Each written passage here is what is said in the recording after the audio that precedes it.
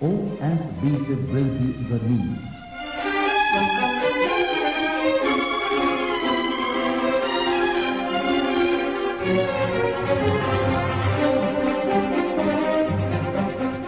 News across the country.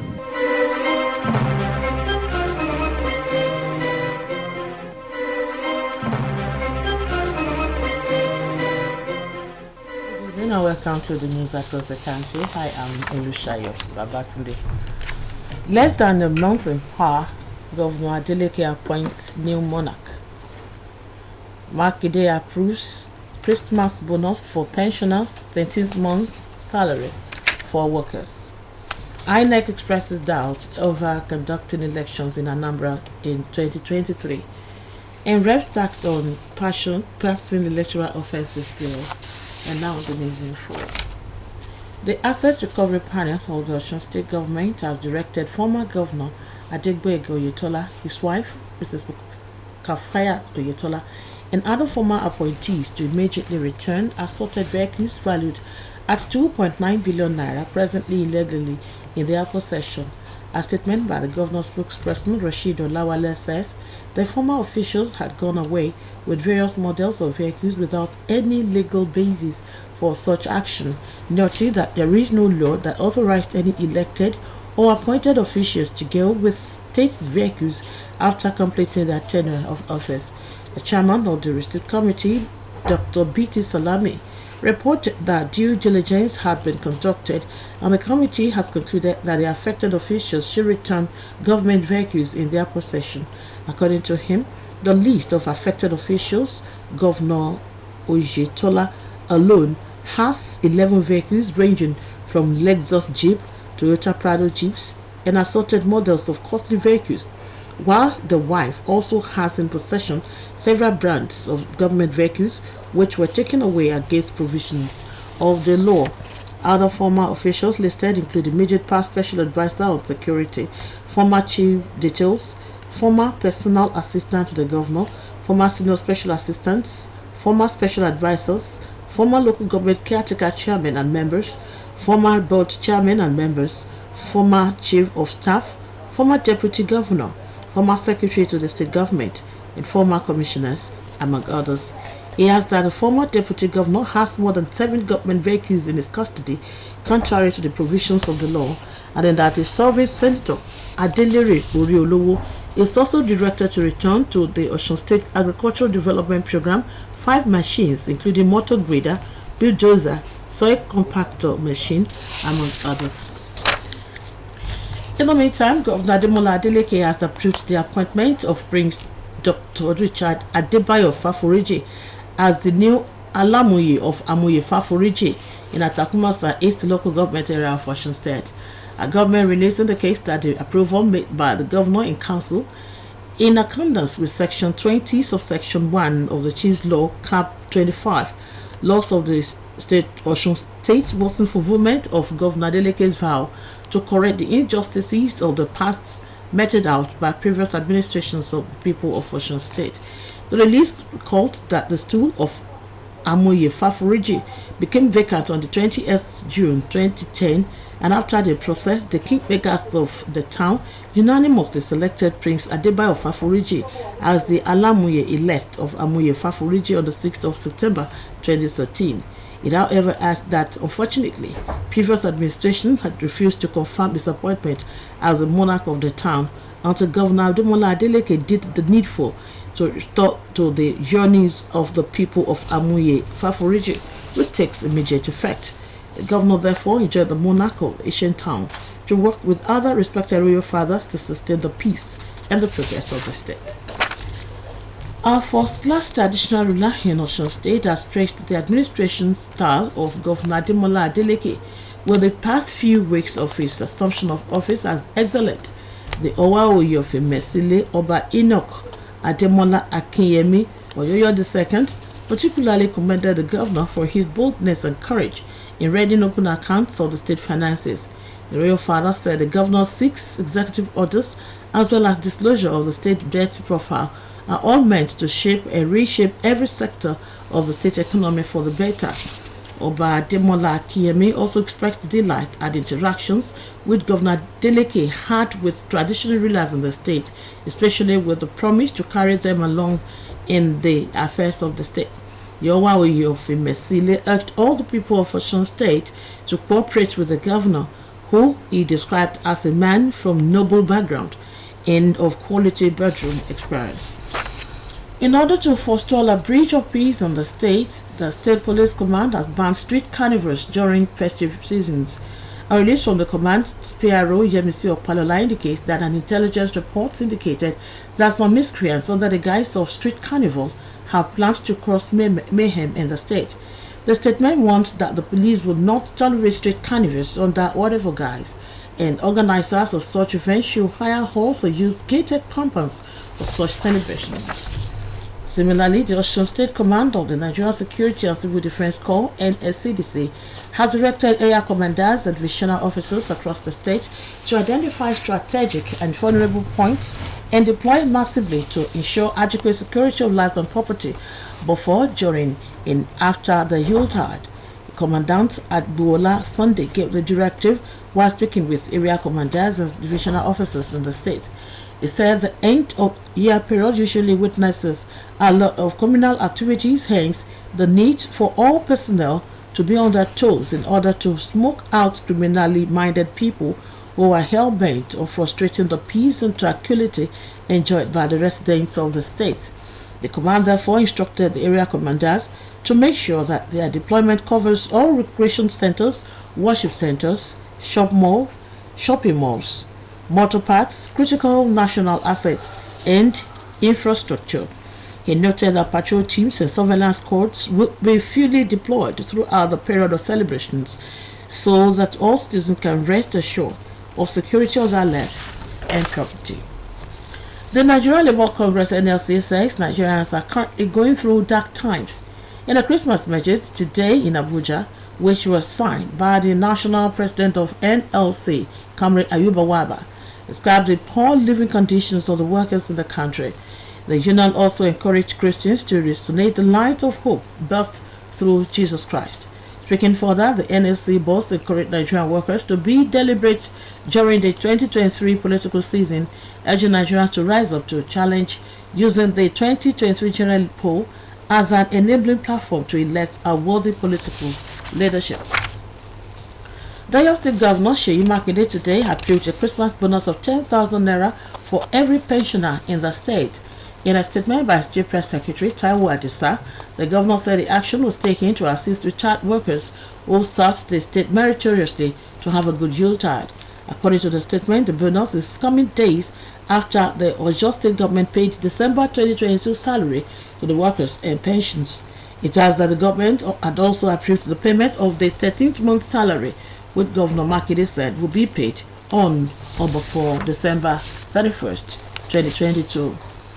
The chairman, Ekpe Local Government Area of Lagos State, Mrs. Sura Animashaun, says all night street carnivals would not be allowed across the council area as a result of lingering security challenges. Mrs. Animashaun told journalists in Lagos today that all events regarding street carnivals should end by 10 in the evening. She also called on all the council legislators, community and religious leaders to help sensitize and inform their followers and other residents on the development. Peace has been described as an indispensable ingredient to make life worth living, hence the need to promote it at all ramifications. Aclary Prince James Ademola stated this today at the end of the year Children's Fun Fair organized by Sheikh Gwaina Foundation SAF or Taye Gbaju, Boluwaju Local Government Area of Osun State. Our man Latif Agbola was there and he has the rest of the story as presented from our studio. This year's edition of Children's Fun Fair was the 13th edition since it birthed in 1994, while participants who are mostly indigent pupils were drawn from across public and private nursery and primary schools. In Otan Ayegbaju, in his sermon, Priest James Ademola noted that the message Jesus Christ brought to the world was peace, saying if such could be replicated in the family, workplace, houses of Lord, and the community at large, life will be more bearable for all and sundry, irrespective of status. In his royal message, Owa of Otan Ayegbaju, Oba Lukman Olatanka Arenibiowo, who was represented by the Osuka of Otan Ayegbaju, High Chief Bukola Olaleye, lauded Mr. Segun Aina for always making life bearable for indigent children, urging other well-to-do in the society to borrow a leaf from him. Speaking on the importance of the annual event, the program manager, Segun Aina Foundation, Ms. Iyanoluwa Ogundipe, said the fun fair was organized to always give the indigent children the sense of belonging. Setting up this kind of program for indigent students. It's actually a educational program that involved in this. So we do a lot of educational programs as they're having fun.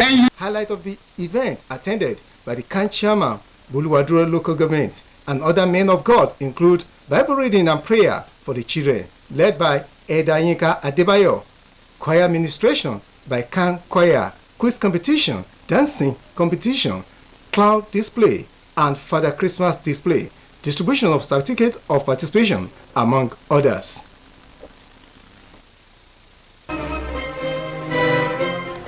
This is the news across the country coming to you from Osun State Broadcasting Corporation, Voice of the West, Nigeria. Right now, our mid-news message.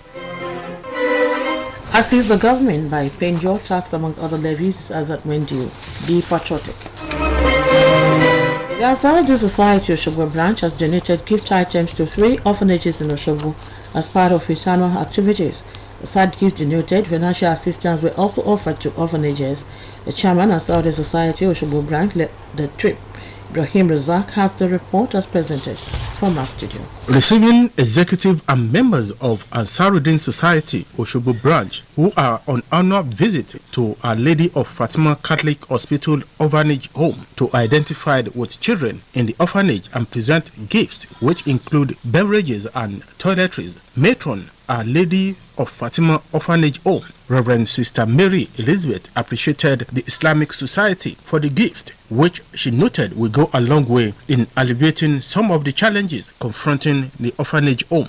She called on other religious societies, corporate bodies, and individuals to emulate the gesture of Ansarudeen Society Osogbo branch by donating some of their God-given wealth to enhance standard of living of children at the homes. The gifts were presented by Chairman Ansarudeen Society Osogbo branch, Alhaji Kasali Agbola. Similar gesture was replicated at the maternity ward State Hospital Ashubiaru Osogbo, where the matron in charge, Mrs. Fumi Kolawole, welcomed it. We appreciate them a lot because it's a yearly event. They normally came every year.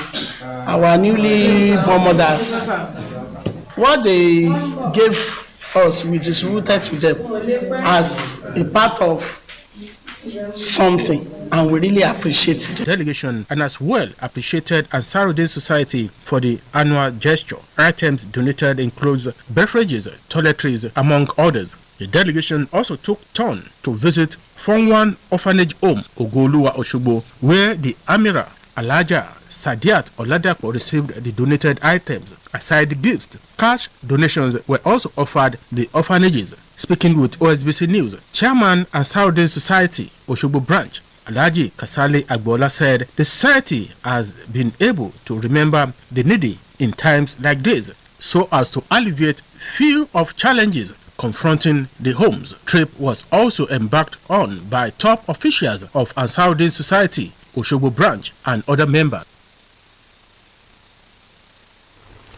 The federal government, in collaboration with the International Fund for Agricultural Development (IFAD), has distributed farm inputs and equipment to 107 farmers in Nasarawa State.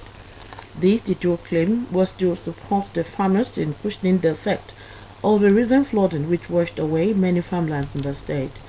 Speaking during the hand-in-over ceremony in Lafia, the acting National Program Coordinator of Federal Government IFAD Value Chain Development Program, Hajia Fatima Aliyu, said the gesture was to ensure food security across the 13 local government areas of the state, adding that the initiative is aimed at alleviating the pains and sufferings of the poor farmers who were heavily affected by the flooding. In his speech, the State Commissioner for Agriculture and Water Resources, Nuhu Oshafu, while calling on the beneficiaries to utilize the inputs to achieve their best results in line with the objectives of the ground, commended the federal government and IFAD for initiating the program. The Ondo State government has set up a 7-man committee for the upgrade of the Rufus Giwa Polytechnic Owo to University of Management Sciences and Technology. The State Commissioner for Education, Science and Technology, Pastor Femi Agagu, said the council took the decision in compliance with the federal government's directive that all polytechnics should either be converted to universities or be affiliated to existing universities. On Chieftaincy Tuesday, the Commissioner for Local Government and Chieftaincy Affairs, Akiwumi Showore, stated that the council also approved about 5 chieftaincy stews in 5 communities, and then that the 3 of them are warrant or chiefs to enable the ministry to commence elections in the various local governments. Showore noted that the council has approved warrant chiefs for Igbesi Loto, Oketepupa local government, warrant chiefs for the chieftaincy of Ojuala in Eseodu local government, and Alayi of Aye as a monarch. The National Human Rights Commission, NHRC, has urged the House of Representatives to pass the Electoral Offences Commission bill. The statement released by the Deputy Director of Public Affairs of the NHRC, Fatima Mohammed, noted that the Executive Secretary of the Commission, Chief Tony Ojukwu, made the call in Abuja. She recalled that the Senate passed the Electoral Offences Bill since 14th of July 2021 and forwarded to the House of Representatives, and therefore wondered why the bill has remained pending, despite the inherent value it will add to the electoral process from the 2023 general election onwards. The Independent National Electoral Commission, INEC, has expressed doubts over the conduct of elections in some parts of Anambra State in the 2023 general elections as a result of the activities of gunmen in the state. The state's President Electoral Commissioner, Elizabeth Awu, expressed fear during a meeting with stakeholders at the INEC Secretariat in Oka. The purpose of the meeting was about voter education and a review of the security situation in the state prior to the general elections next year. During the meeting, some stakeholders reported that some yet to be identified assailants set ablaze buildings belonging to prominent individuals in the area, including that of a monarch few days ago. The President General Oshimoku community in Inewi South local government area, Dennis Momav Ife, who was at the stakeholders meeting, informed the participants that 2 of his buildings were burnt 2 weeks ago by unknown persons.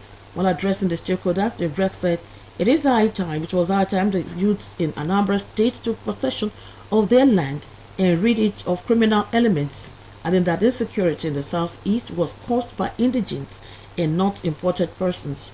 But the commission was determined to hold a free, fair, credible elections in 2023, while all votes must count. And now talking sports, the Nigerian Professional Football League will kick off on January 8 in an abridged format. Over now to Adeyemi Abodere, who is standing by for the details of these and many more on Sports Updates.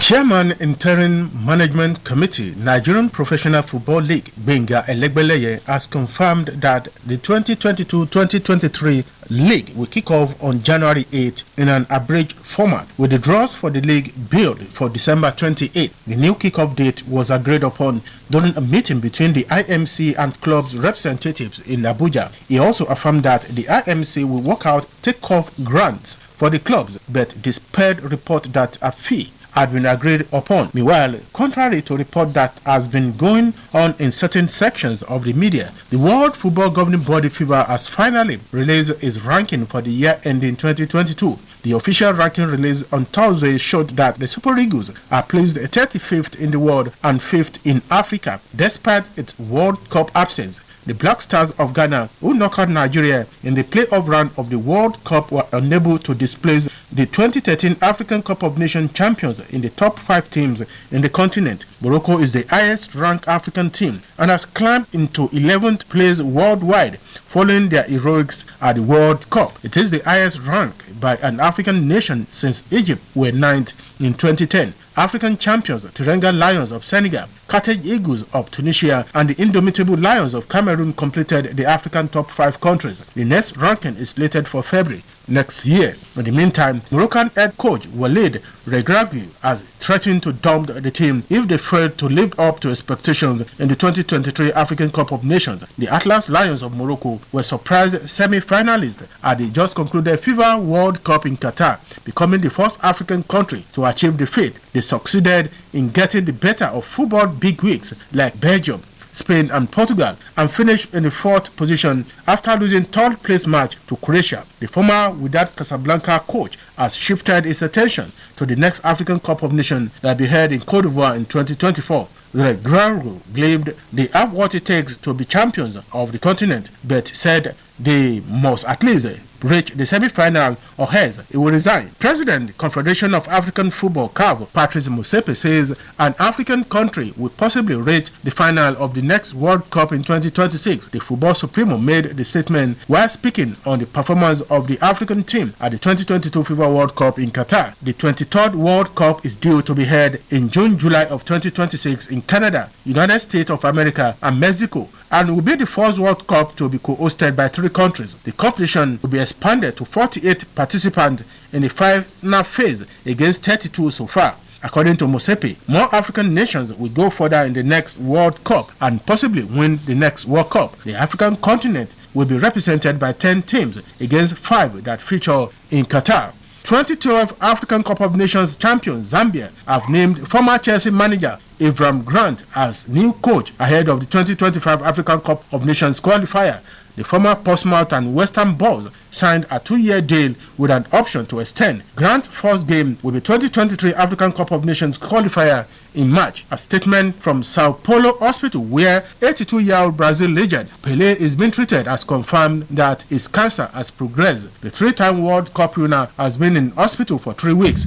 Pelé had a tumor removed from his colon in September last year and has since had regular treatment. Pelé is Brazil's all-time leading men's scorer with 77 goals in 92 games and helped his country win the World Cup in 1958, 1962 and 1970. Tyson Fury could eventually fight Anthony Joshua, but currently his sole focus is the undisputed heavyweight title clash with Alexander Usyk. Top-ranked promoter Bob Arum says Fury and Usyk have agreed to fight each other next. Sport Update returns tomorrow. My name is Adeyemi Aboderin.